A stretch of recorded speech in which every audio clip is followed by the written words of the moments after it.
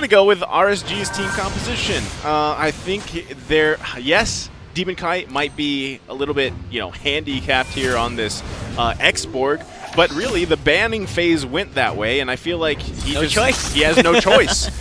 He has to do that, so we'll see if he can perform on a jungle X-Borg. Yeah, it's going to take a while to ramp up. Obviously, you've got some mid-game damage there with Last Insanity, but in the late game, they're going to have to rely so much on the Yaku to go for the carry role, and I think he's the one who's going to get bullied here a lot on the lane. And I want to add on your point there, Rockhart. The sport kind of plateaus in terms of damage by mid-game. Very important to give Demon Kite a little bit of space by the time late game starts. Yep, here's the injector, but hold on, Heath might be in trouble, has to flicker out. And there's going to be a little skirmish there in the jungle. But again, this is the power of a Baksha jungle. He can really get around very fast wherever he wants to go. And with proper communication on the teams, which all these guys pretty much have, you have all your grounds covered. And now they're forcing a Yaku out of here. They're going to go ahead and grab some of this extra gold for the team, as all pretty much 4 members of both sides here up here, and the turtle is going to be that first objective coming up just in a few seconds. Yeah, I love that Echo really does realize that we got to take care of Yaknu, guys. Yaknu's the power point here, so make sure to always have at least 2 people on that lane. Make sure to don't give Nate any room to grow here.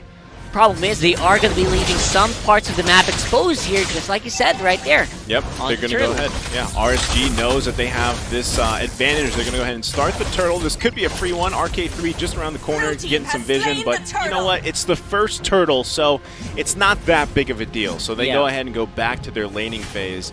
And Rockhart, as you mentioned, they have to control Yaknu, because Nathan is just one of those heroes, especially late game, if left unchecked, just turns into an absolute monster. That's why they're putting so much attention up here in the top lane. Like 4 people's eyes here, actually. Yeah.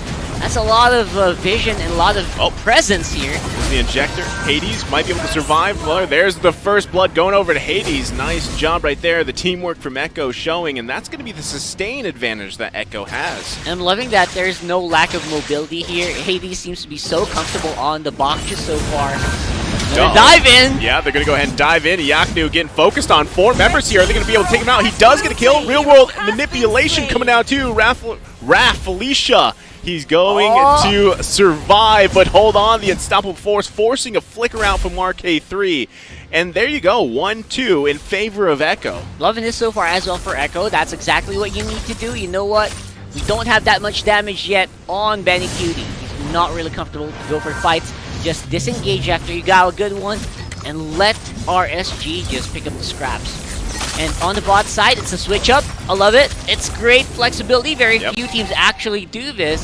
Swapping out Yaknu on the bot side of the map here. I wonder if we're going to see that more often now with this patch.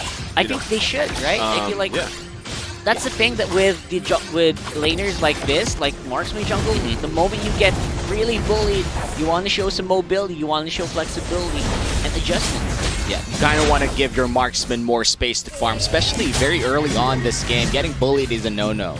Yeah, and I love it because maybe some players right now on the lanes are not used to like switch-ups happening. Like, wait, I'm supposed to be fighting whoever. I'm supposed to be fighting Nats here. Like, why is there a marksman here on my lane? Maybe that can throw some teams off, right? Yeah, and now this next turtle for the taking. This time it's going to turn into a fight. There's the injector on top of Hades. The turtle's pretty low. There you go. It gets taken now by Demon Kite, but hold on. They're not done yet. They're focusing on him. Real-world manipulation coming down. Demon Kite with a kill. And now Benny Cutie trying to pump out some damage as well on this carry. But can he do it? Oh, just barely.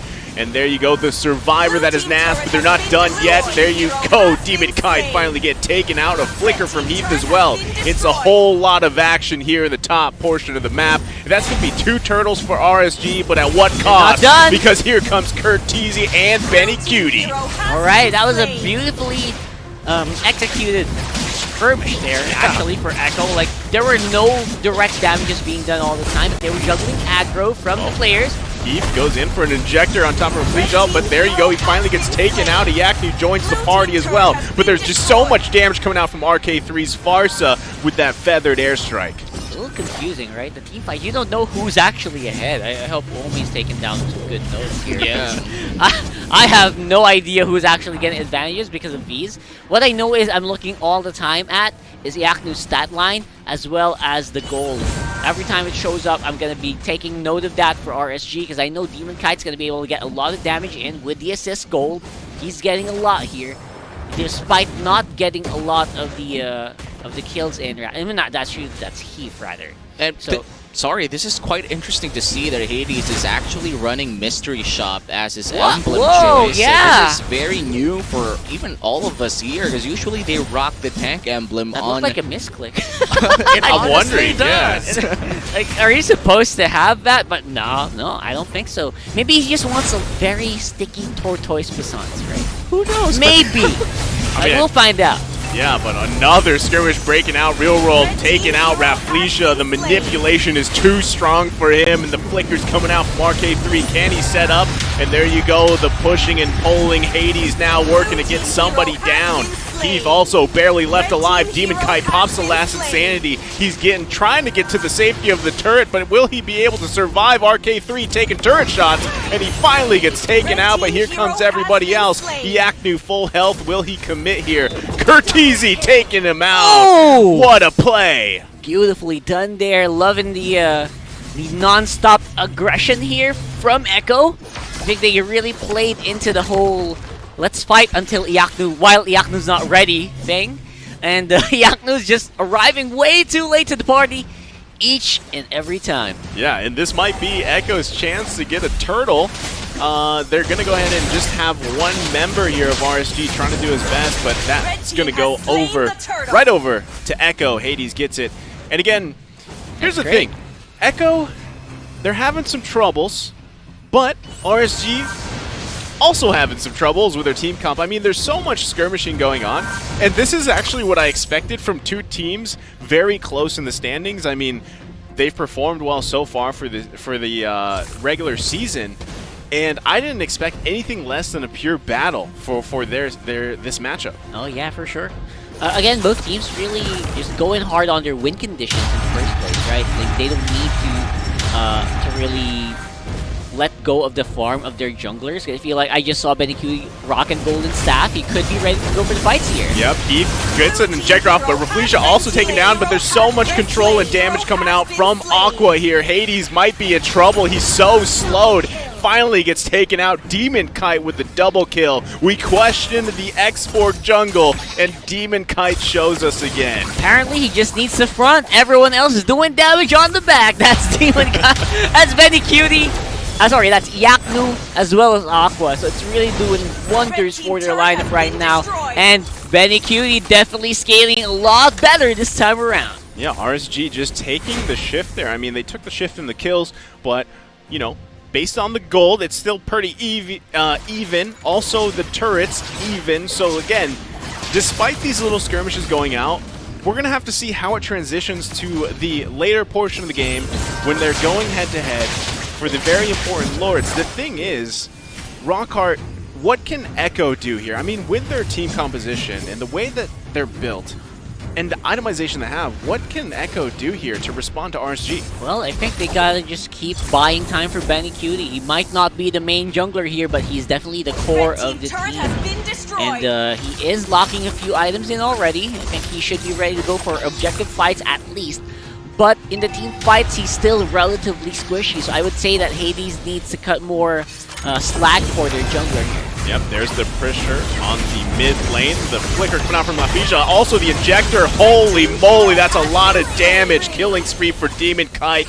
Nas working on here. He's going to get zoned out a little bit. RK3 has to back off too. This could be the go signal for this Lord, but that middle turret is still up. They're trying to siege it and keep Echo busy in the meantime. And they're going to go ahead and work on this first Lord here. Curtizi also trying to defend that turret. It's eventually going to get taken out most likely, or the Lord goes first. And now this could be the go signal for RSG to push down the mid lane for Echo. Very nice transition. And if you don't notice, that the first guy to go on team fights here Always Bendy Cutie. I don't know. I feel bad for the guy. He is not used to playing very squishy heroes. And when he's gone, like the rest of Echo are just a little lost in translation. I don't feel good for this lineup right now because of the loss of Bendy Cutie in team fights. Big reason as to Benny Cutie losing his life quite early as well is that the carry is a mid-range marksman, not the longest of ranges out there, and has to stick really close to enemies to be able to deal damage. When you're facing a mage like Aqua, not going to be a good time for you. Not just that, but the fact that there's a Jawhead on the other side with a flicker. With a flicker even available, and that's the thing. When you have a carry, Flicker's not even required to get the injector off half the time, and now look at Hades, he's in trouble. He's got 4 members focusing on him. That's going to be a mega kill for Demon Kite. They actually, Echo gets the Lord down, but look at the turrets coming down here. Now all 3 turrets being focused on Curteezy trying to defend the bottom. Meanwhile, you have 3 members going for the mid turret, and are they going to be able to defend? That's the question for Echo. They have to do something to stop this momentum from RSG. Well, luckily for them, they do have wave clear, unless RSG wants to go here. Yep, they're going to go for it for sure. Echo trying to survive here, but it might not be enough. Everybody getting really low, but hold on, the turret's still alive. The question is, they're trying. RSG is trying to just focus on different turrets. They finally get the bottom one. They're trying to keep them busy. They're really low. They're actually in danger here. Curteezy coming in, notices that they're at low health. Now his eyes are on Heath. Will he be able to get this kill here? Demon Kite trying to help him. He forces him to back off. Aqua has no mana left. He is going to get stunned up by Hades. Here you go. Goodbye, Aqua. And now in the jungle on top, Demon Kite trying to survive too. Look at the shield on Curteezy. He is behind those turrets. They're going to go ahead and take some resources. This is the moment that Echo needed to make some plays and get some objectives. Loving that. I mean, despite the hard effort of RSG to keep their carry alive, Heath even ejectoring out. I don't know if you guys saw that. He tried to eject her out. Iakno did not really help at all. Now it's going to be a big push here coming in from Echo. Still 30 seconds on the Navs. They don't really have a huge tank in the front. If Echo wanted to go for it. Luckily for RSG though, Echo seems to be happy with what they got already, pushing everyone back here. It's crazy because Benny Cutie doesn't, he doesn't have any kills. He's got 8 assists, like he's doing the damage now. I feel like, he has double buffed. You can see the real-time win rate is still in RSG's favor with 63%, but it's going to come to a point in time. If Echo can buy enough time for Benny Cutie to come online, I think we're going to see that coming up within the next couple minutes, maybe 2 to 3 minutes, which will lead into this next Lord, and I think that's going to be a huge showing of if Echo can go toe-to-toe with RSG. That's a win condition right here for Echo. Like, just keep Benny Cutie alive. Yeah. And again, that's easier said than done in this situation. I'm like, there's so many factors that could actually take down Benny Cutie right away. You got to take care of that real-world manipulation. You got to make sure that Heath does not focus too hard on him. I mean, you gotta make sure that Demon Kite doesn't just like glass and Sadie on his face. Like, and RSG can do all of that so easily. And I'm surprised that Benny Cutie has only 2 deaths. If you look at the composition from RSG, could have been worse, but Echo Philippines, they're definitely playing around this quite well. Curteezy as well, one of the players that you need to watch out for. Honestly, I've been thinking about it. Curteezy should be the one diving the Eve whenever the real-world manipulation pops up. I feel like that's a big win condition for them in team fights. So maybe they gotta be more decisive, right? Maybe that's what we're looking for here. More decisiveness from Echo. Utilize Curteezy even better.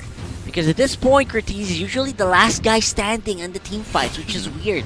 He should be like at least one of the first 3 to go. Like, that is so weird for me, which means that they might be, Curteezy might be playing a little too safe here, not suited for the lineup. Yep, and now this Lord is for the taking. So fast. Still 2 members there in the bottom portion of the map. You have 4 all around here. Who's going to get this Lord? It's going to be a battle of a retribution, but they're going to go ahead and just reset the Lord, back off a little bit. They're not fully confident yet to be able to go toe-to-toe with Echo, or they're waiting for their moment for Heath to set them up with an injector. That's one power move with any Jawhead on any team, is you can also play around the injector just like that, forcing a flicker from Reflecia. Hades now focused on Aqua. He stops the ultimate, and Yaknu there as well, trying to help him out. Hades going 1 versus 2, gets a kill, and now he gets injected over by Heath, but hold on, Echo's in full control here. There you go, Curtizi showing up to the party. He's fully in charge with these shields on this Esmeralda. He gets injected out, but this is the play that Echo needed. Now they can go for the Lord. That's it. That's a very big win there for Echo, finally making a big hit on the map, taking out 2 from RSG without any losses. That is huge. I think just a small amount. Apparently that's all they needed, right? Just fight in a very congested part of the map, make sure the RSG backup can't arrive, and it looks so much better for them. I mean, we got to give it up to Curtizi playing this Esmeralda. Finally, just right? Very, very well. Yes. Zoning out. I mean, playing the front line. Echo season team kills reaching 250. Congratulations to them. And we got to give it up to them, man. I mean, they turned this game around so far in their favor. It is 13-13 for kills, but they right now have the momentum. And this is actually the more impactful Lord compared to earlier. Yep. So this Lord's going to be able to wail on that inhibitor on top side a lot faster.